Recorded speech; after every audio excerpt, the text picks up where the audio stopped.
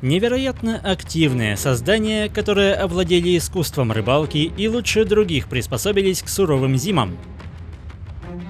Однако, несмотря на тесные семейные связи, даже у такой дружной банды есть враги, которые могут покушаться на честно пойманную добычу или даже на самих рыболовов.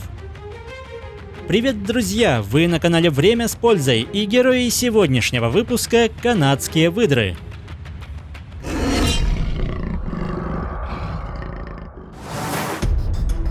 Канадская выдра – типичный представитель семейства куньих, который обитает на значительной части Северной Америки.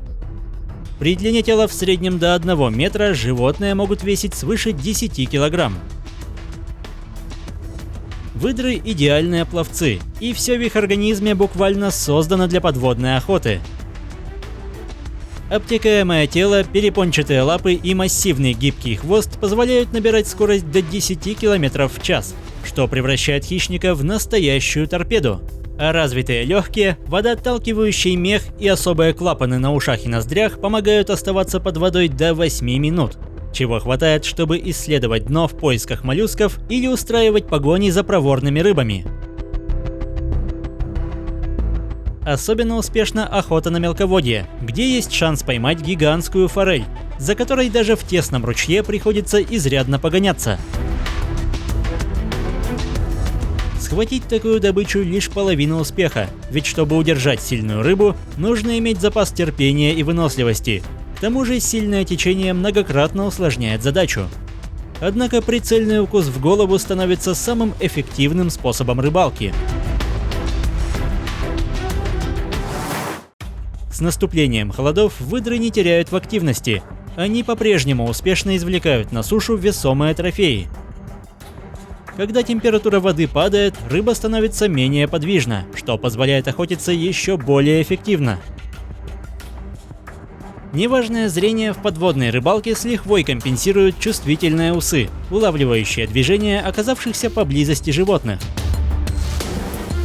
Зимой гибкое тело и короткие лапы позволяют использовать совершенно особенный способ передвижения. Однако катание по снегу является намного большим, чем забава. Такие процедуры не только очищают мех, но и помогают ему удерживать слой воздуха, что защищает животных от промокания и холода, позволяя подолгу находиться даже в ледяной воде.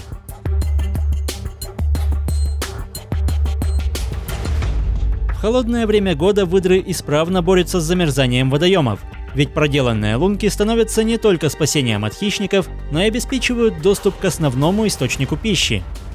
Но все равно с появлением льда выдрам приходится проводить все больше времени на суше, и здесь они попадают в поле зрения других хищников. Превосходно адаптированные к подводной охоте, на поверхности выдры видят довольно плохо, поэтому, сами того не ведая, они могут столкнуться с опасностью лицом к лицу.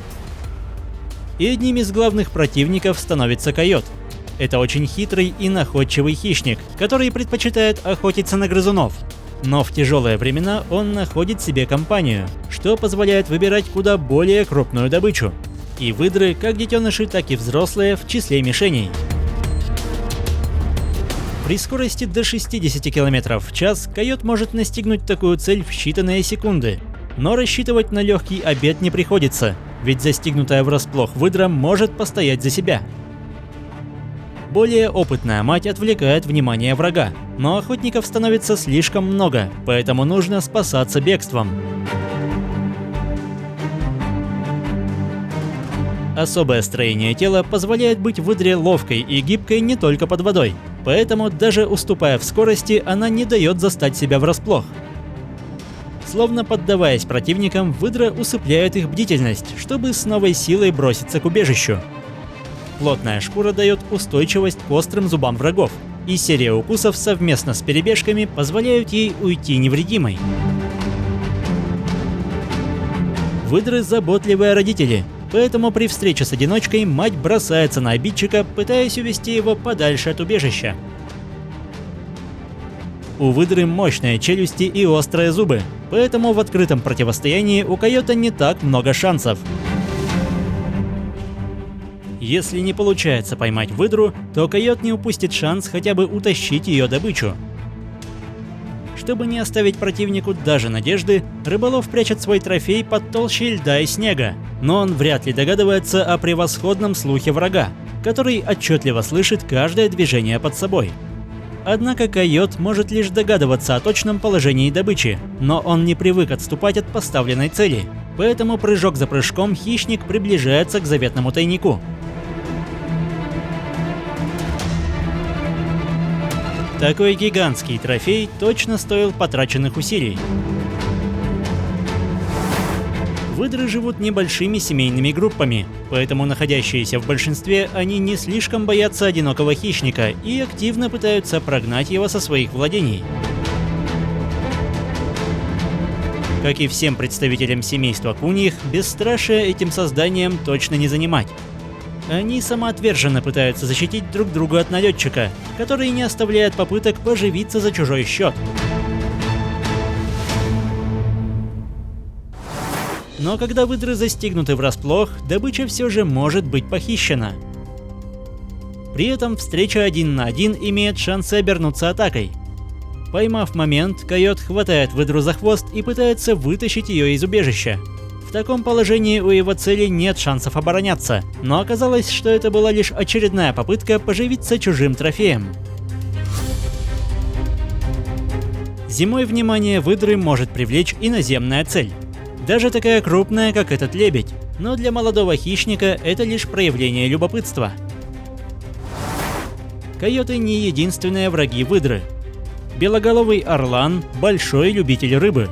Однако его целью может стать как чужой улов, так и молодые особи.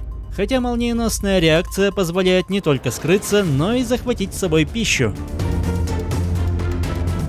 Атаки орлана страшны в полете, но даже он слишком мал, чтобы бросить вызов взрослым животным. Весной, когда неглубокие ручьи становятся местом нереста лососевых, для выдр начинается настоящий праздник. Рыбины, ослабленные после нереста, не в силах сопротивляться, поэтому в цепкую пасть попадают гигантские экземпляры, способные прокормить даже подрастающее потомство. Вдоволь насытившись, подростки устраивают подвижные игры, которые важны для развития охотничьих навыков, ведь уже скоро молодняку предстоит искать пищу самостоятельно. В целом, учитывая дружные семейные группы, у выдры не так много естественных врагов. И даже в диких условиях многие из них живут более 10 лет. Однако охота за ценным мехом и загрязнение водоемов поставили этих удивительных животных в сложное положение. Но в целом, сегодня их благополучию ничего не угрожает. Если выпуск вам понравился, поддержите его лайком, комментируйте, подписывайтесь и проводите время с пользой. До скорого!